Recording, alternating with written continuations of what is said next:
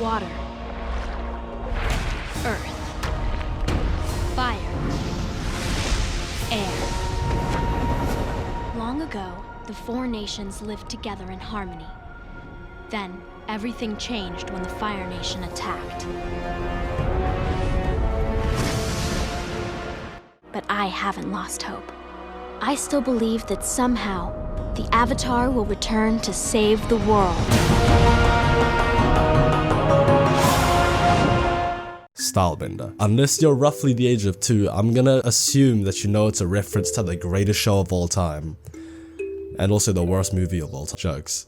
There is no movie in Passing Say. Look, I know people be hating and moaning about Izzy, but I don't care. I know he's done some controversial stuff, but hey, to be honest, if you don't like him, you might just be racist. Your racism aside, Stylebender is low-key a genius nickname for the 3 people who haven't seen the show. It's set in a world where there are 4 main nations, each with a different philosophy and different style based around the elements that they're able to bend. Already, this kinda draws parallels to the way different countries have different martial arts that are weirdly reflective of their values. For example, in the US, their main art would be wrestling, one that's all about the non-stop grind to do more and outwork the others. Izzy's nickname Stylebender implies that he sees himself as the show's main character, Aang. Aang's quest in the show is basically to master the 4 elements to defeat the ever-growing threat of the Fire Nation and their siege on the other nations. He's already mastered airbending, but it's his duty to learn all the others so he can fully equip himself for combat. Does this not sound eerily familiar? Izzy turned up with kickboxing basically on lock, but it was his job to learn all the others. Izzy seeing himself as Aang is also quite fitting, because in the show there is an antagonist whose entire purpose and driving force in life was to hunt down Aang. However,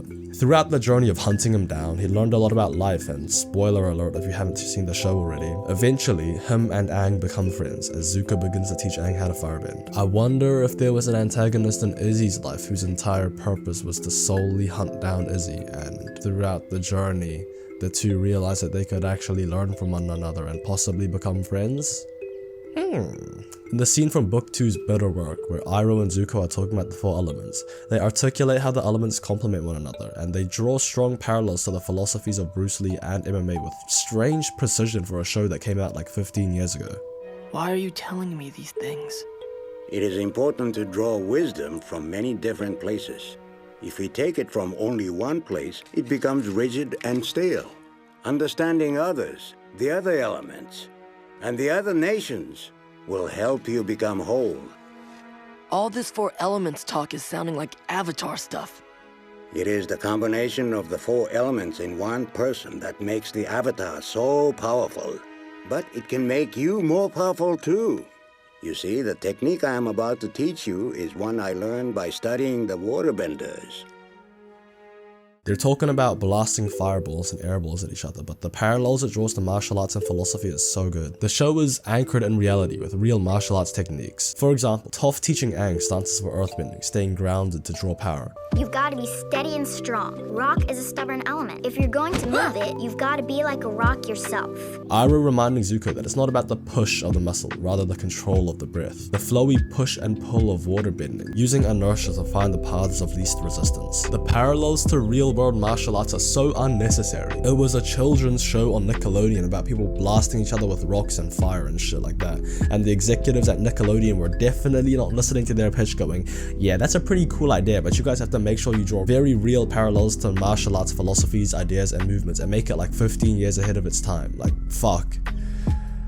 I like this show a lot. Yeah, anyways, back to Izzy. His favorite character from the show is one that he's got tattooed on his body, the earthbender Toph. I like Zuko personally, but Toph is up there for sure. I think it's interesting that she's his favorite, considering on first glance, her way of interacting with the world and her style of bending isn't really reflective of Izzy at all. Her mentality and earthbending as a whole being more so about power and being solid in your stance doesn't really reflect in Izzy's style, but it does kind of make sense when you break it down a little bit more. Toph is very hard mentally, something that Izzy definitely has. Though Toph is an earthbender, it does kind of make sense why she in particular speaks to Izzy, seeing as her style is more about feeling where the opponent step, feeling out how to counter them by taking away their base, hitting them with something unexpected, etc. It's not about how hard she throws the boulders at them because she's not the physically strongest or the biggest, but she gets around this by being immovable mentally. Mr. Izzy, for all the flack he catches for being a leg kick spammer, he is damn good at it, taking out the wheels, putting money in the bank, and either completely neutralizing them or using it to move in for the finish. It's pretty reflective of Toph. Yeah, that's just me though.